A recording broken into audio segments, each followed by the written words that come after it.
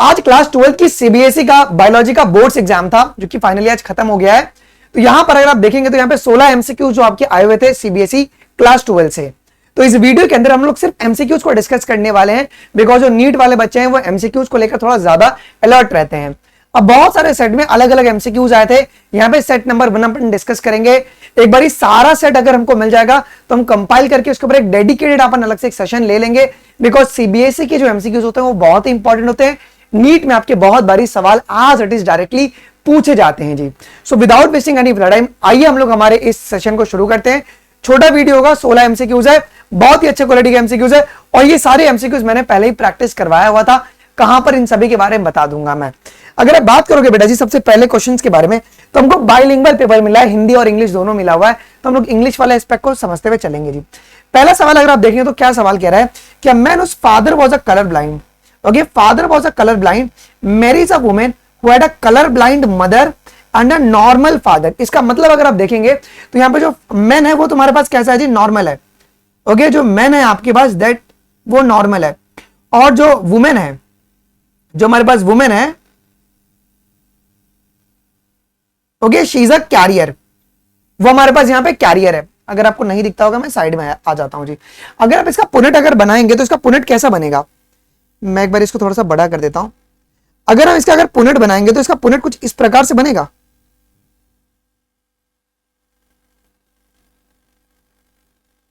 XEX, XEY, XX और XY। अब examiner देखिए सवाल क्या पूछा है, what percentage of male children of this couple will be the colour blind.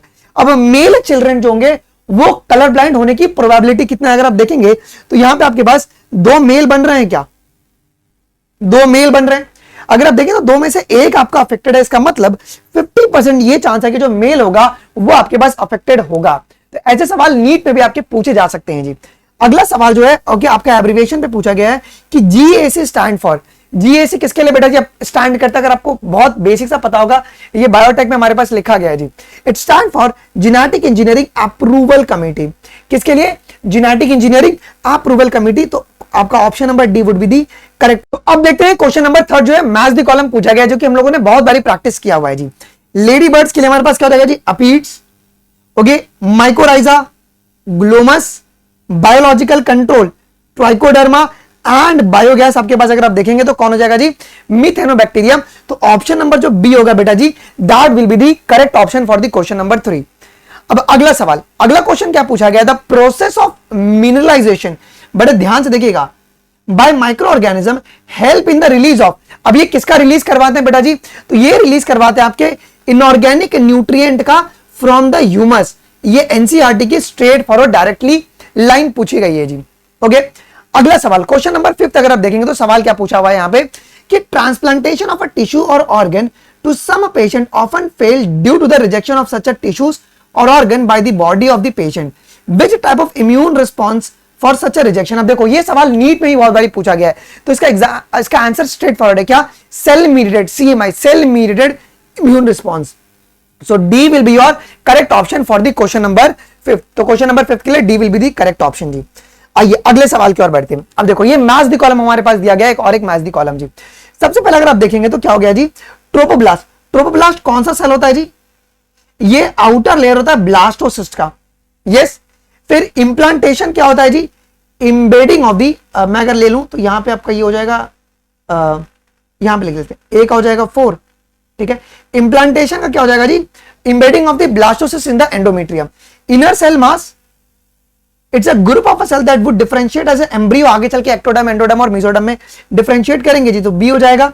और मॉड्यूला क्या होता है जी, एम्ब्रियो विद 8 to 16 ब्लास्टोमियर मतलब 3।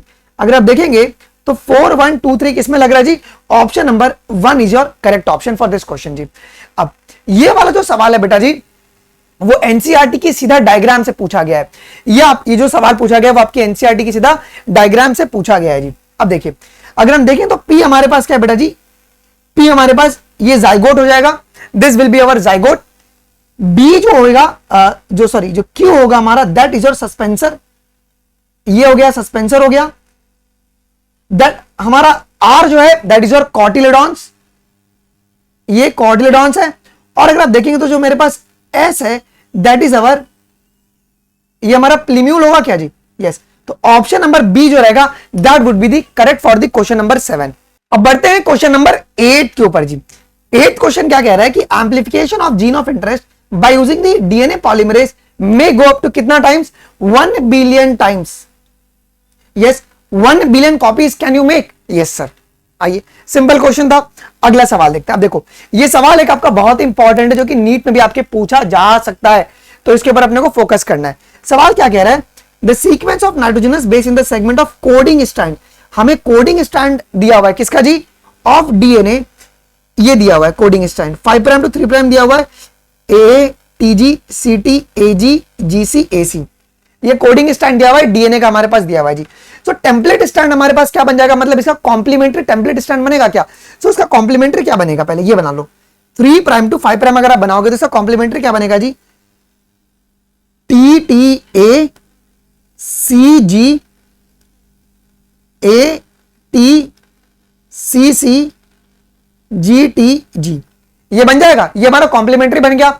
ये हमारा एक्चुअली फिर क्या हुआ जी? टेम्पलेट स्टैंड हो गया। ये हो गया बेटा जी हमारे पास क्या जी? ये हमारे पास हो गया टेम्पलेट स्टैंड हमारे को हो गया जी। अब क्या पूछा गया? Choose the option that shows the correct sequence of nitrogenous base in the mRNA transcribe. अब एमआरएनए के लिए हम लोग क्या करेंगे जी? हम लोग को 5 प्राइम टू 3 प्राइम लेना पड़ेगा, हमको 5 प्राइम टू 3 प्राइम लेना पड़ेगा, ठीक है। तो हमारा टेम्पलेट स्टैंड आपका यहां पे यूज होगा, तो बस मैं यहां पे क्या करूंगा जी? 5 प्राइम टू 3 प्राइम बनाना शुरू कर दूंगा जी। तो यहां पे थाइमिन थाइमिन है, तो यहां पे एडेनिन एडेनिन आएगा। अब यहां पे एडेनिन तो थाइमिन यहां पे नहीं आ सकता है, तो यहां पर आपका क्या आएगा बेटा जी? यूरासिल आ जाएगा जी। फिर आपका यहां पे गुआनिन साइटोसिन आ जाएगा, यहां पे भी तुम्हारा यूरासिल आ जाएगा। यहां adenine guanine guanine cytosine, thymine है तो यहां पे एडेनिन आ जाएगा, और यहां पे आपका साइटोसिन आ जाएगा जी। तो ये आपको कौन से ऑप्शन में देखने को मिल रहा है बेटा जी? ऑप्शन नंबर बी में देखने को मिल रहा है। तो ऐसे सवाल भी नीट 25 के अंदर आपको देखने को मिल सकते हैं, ऐसे सवाल नीट में पूछे गए हैं जी, ठीक है। अगला सवाल देखिए, अब बहुत इंपॉर्टेंट सवाल यहां पे क्या पूछा गया है? How many pollen grains and ovules, pollen grains and ovules, male gamete और female gametes are likely to be formed in the anther and the ovary of an angiosperm bearing the 50 microspore mother cell. कितना है? 50 microspore mother cell है and 50 megaspore mother cell है respectively. अब इसमें थोड़ा mathematics अपने को लगाना है जी। अगर 50 माइक्रोस्पोर मदर सेल लिखा गया है तो मेरे पास एक मदर सेल से, एक माइक्रोस्पोर मदर सेल से 4 पोलन ग्रेन बन रहे हैं जी। तो 50 से कितने बनेंगे? तो 50 इंटू 4 कर दो तो आपके पास कितना हो जाएगा जी? अगर आप कर लोगे तो 200 बन जाएंगे जी। और अगर 50 अगर हमारे पास मेगास्पोर दिया हुआ है तो हमारे पास एक मेगास्पोर मदर सेल से एक ही ओव्यूल बन रहा है। तो यहां पे 50 इंटू 1 दैट इज योर 50 हमारे पास क्या बनेगी जी? ओव्यूल्स बनेगी जी। So 250 would be the correct option. तो ऑप्शन नंबर जो बी है बेटा जी that would be the correct for the question number 10th। अगर हम 11th क्वेश्चन की ओर अगर हम बढ़ेंगे बेटा जी, तो क्या पूछा गया यहां पे कि evolution of the modern man involve the following man like primates, choose the correct series of the human evolution. अब ह्यूमन इवोल्यूशन के बारे में अपने को यहां पे पूछा गया है, करेक्ट सीक्वेंस हमारा ह्यूमन इवोल्यूशन को लेकर क्या होगा जी? बहुत सिंपल है। सबसे पहले हमारे पास ऑस्ट्रेलोपिथेकस आ जाएंगे, Homo erectus, Neanderthals, brain capacity 1400, उसके बाद आपका होमो सेपियंस। सो 11th का B would be the correct option जी। 12th की ओर अगर हम बढ़ेंगे, बहुत सिंपल क्वेश्चन है, ये भी क्या पूछा गया है जी? RNAi help in making the tobacco plant resistant to the nematode Milodogyne incognitia. Choose the correct option that shows that how। अच्छा, RNAi काम कैसे करता है वो पूछा गया है। तो RNAi यहां पे क्या करता है बेटा जी?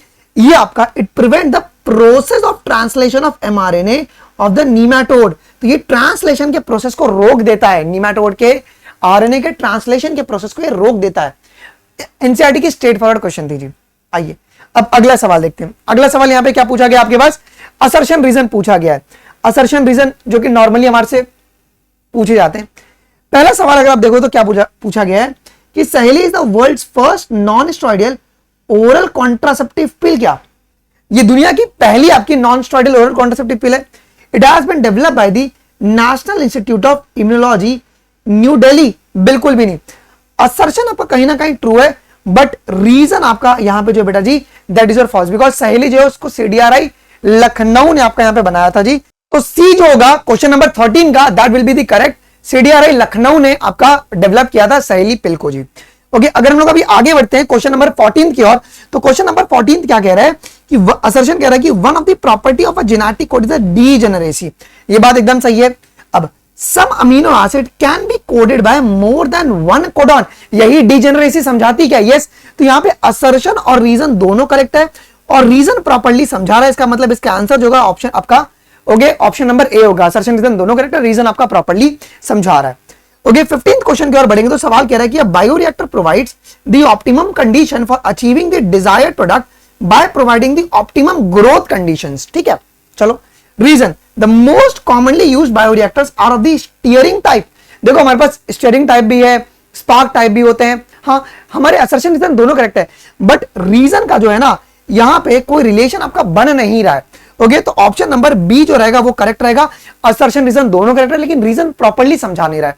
ओके अगर आप देखो तो बायोरिएक्टर्स की प्रॉपर्टी यहां पे बताई गई और यहां पे बताया कि मोस्ट कॉमनली कौन से बायोरिएक्टर्स अपन यूज करते हैं। हमारी एनसीईआरटी स्पार्क्ड भी कहती है और स्टीयर्ड भी कहती है जी। आगे क्वेश्चन नंबर 16 की ओर अगर हम बढ़ेंगे तो क्या कह रहा है कि when the two genes in the dihybrid cross are situated on the same chromosome, the proportion of parental gene combination is much higher। अगर सेम क्रोमोसोम रहेगा तो पेरेंटल जीन कॉम्बिनेशन आपका ज्यादा रहेगा then the non parental type. Assertion एकदम true है। Reason higher parental gene combination can be attributed to crossing over between the two gene. जितना ज्यादा पेरेंटल जीन कॉम्बिनेशन है इसका मतलब क्रॉसिंग ओवर ज्यादा हुआ है, ये एकदम गलत है। मतलब असर्शन एकदम ट्रू है बट रीजन गलत है। तो जो आपका ऑप्शन नंबर सी होगा that will be the correct जी। तो अब आपके 16 में से कितने एमसीक्यूज करेक्ट हुए आप मुझे कमेंट में जरूर से बताएंगे और मैं आपको विद प्रूफ आज ही शाम को एक वीडियो अपलोड करूंगा जहां पर ये सारे एमसीक्यूज की प्रैक्टिस ऑलरेडी मैंने करवाया है जी। अगर आप चाहते हैं नीट 25 में जो श्योर शॉर्ट आपके क्वेश्चंस आ सकते हैं तो आप लोगों के लिए मैं एक बता दूं बहुत इंपॉर्टेंट चीज, मैंने आप लोगों के लिए बेटा जी बनाया ब्रह्मास्त्र मॉड्यूल। मैंने आप लोगों के लिए क्या बनाया बेटा जी? ब्रह्मास्त्र मॉड्यूल बनाया। ब्रह्मास्त्र मॉड्यूल अलग क्यों है बेटा जी? तो यहां पर हम लोग ने chapter wise physics chemistry biology की चैप्टर वाइज अलग अलग मैच दी कॉलम हमने अलग अलग किया है जिससे कि बच्चे को एक ही टाइप के क्वेश्चन प्रैक्टिस हो पाए। फिर हमने chapter wise diagram based questions आपका बनाया है, चैप्टर वाइज बनाया डायग्राम बेस्ड क्वेश्चन। इस तरीके से पीडीएफ आप लोग को दे दिया जाता है जी। फिर आपके पास देखोगे तो आपके स्टेटमेंट बेस्ड चैप्टर वाइज बनाए गए हैं जी। फिर अगर आप देखेंगे तो असर्शन रीजन बेस्ड आपका चैप्टर वाइज पूरा हर एक चैप्टर का बना दिया गया आप लोगों के लिए बेटा जी। फिर केमिस्ट्री में नेम रिएक्शन बेस्ड, फिजिक्स में ग्राफ बेस्ड, ये सारे के सारे पेपर्स आप लोगों के लिए बना दिए गए हैं और इनमें से ही नीट 25 में क्वेश्चंस आपको देखने को मिलने वाले, इस बात की गारंटी मैं लेता हूं। अगर आपको ब्रह्मास्त्र मॉड्यूल चाहिए तो जरूर से आप लोग इस फोन नंबर पे आप लोग पिंग कीजिएगा जिससे कि मैं आप लोगों को बेटा जी शेयर कर पाऊं ये ब्रह्मास्त्र मॉड्यूल, जिससे कि आप लोग अपने प्रिपरेशन को और भी बूस्ट कर पाओ बेटा जी। ठीक है, इसके साथ साथ एक बहुत इंपॉर्टेंट है कि हम लोग बहुत जल्दी आपके लिए जो बच्चे नीट 25 की तैयारी कर रहे हैं उनके लिए डेडिकेटेड 32 ऐसे टेस्ट का एक पूरा बुकलेट रिलीज कर रहे हैं जहां पर प्रॉपर्ली आपको एमसीक्यूज प्रैक्टिस करवाई जाएंगी फिजिक्स केमिस्ट्री और बायोलॉजी की फुल सिलेबस जी। ठीक है, और एक बेटा बहुत इंपॉर्टेंट आप लोगों के लिए अनाउंसमेंट ये कि आप लोग अनअकैडमी सब्सक्रिप्शन अभी भी आप ले सकते हैं बिकॉज आने वाले बहुत ही जल्दी आपका प्राइस हाइक होने वाला है जी। ठीक है, अगर आप देखेंगे तो अगर आपको प्लस सब्सक्रिप्शन लेना होगा तो 12 मंथ का अगर आप लेंगे तो 2 महीना आपको फ्री में मिलेगा। ओके, जो कि 4,499 का आपको पड़ेगा। और अगर आप 24 महीने का लेंगे तो आपको 2 महीना एक्सटेंशन मिलेगा जो कि 26 महीने का हो जाएगा जो कि 8,499 का होगा। अब सर कैसे मिलेगा? तो आपको कोड यूज करना पड़ेगा बेटा जी बायोलॉजी लाइव 1।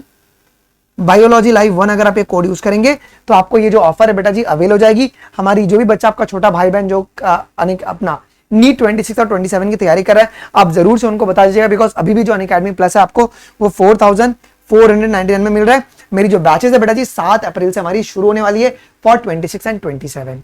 आई होप कि ये वीडियो आपके लिए इंफॉर्मेटिव रहा होगा, कुछ भी दिक्कत रहा होगा do let us in the comment section. मिलते हैं अपन अगले वीडियोस में। अभी के लिए बस थैंक यू गाइस, जय हिंद, बाय बाय।